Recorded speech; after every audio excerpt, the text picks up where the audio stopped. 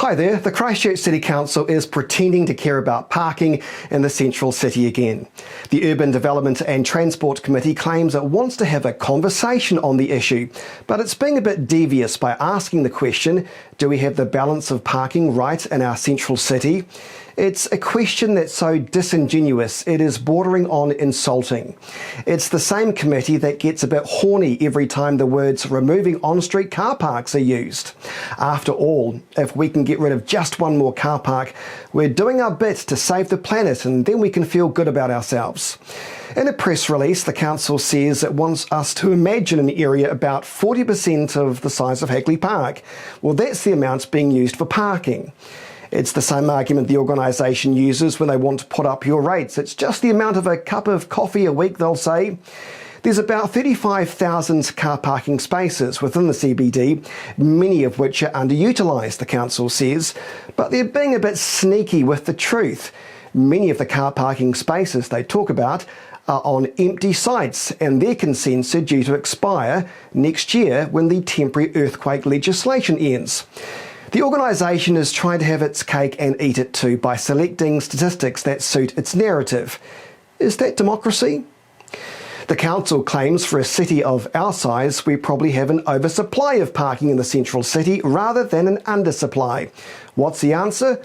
Well, you can see it now, can't you? Planter boxes, trees, widening footpaths, carbon neutral spaceships and transitional projects with plastic green couches, of course.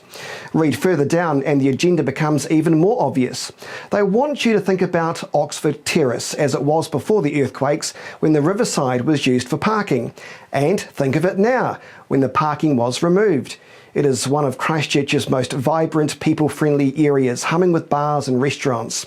But that's because there's an attraction there now called Riverside Market, thanks to private investment, not because the council removed car parks. In fact, owners of Riverside recently acquired more land next door to build their own car park due to massive demand. And that's despite the fact that there's the Litchfield Street car park just metres down the road. I'm all for saving the planet, but don't pretend you want to have a meaningful conversation. Not all of us have the time to ride a bike or take public transport to work, and don't misrepresent this as some kind of anti-cycleways argument. I was one of the advocates for cycleways years ago, but like so many people, have been horrified at the dictatorial approach and by the speed at which they've been installed, while roads on the east remain buggered. Council staff say they're going to talk to city residents and businesses on what a new central city parking policy should achieve before public consultation. Public consultation? What's that? Well, that's a process where you pretend to listen to the good people of Christchurch, just like you did when it came to not increasing rates.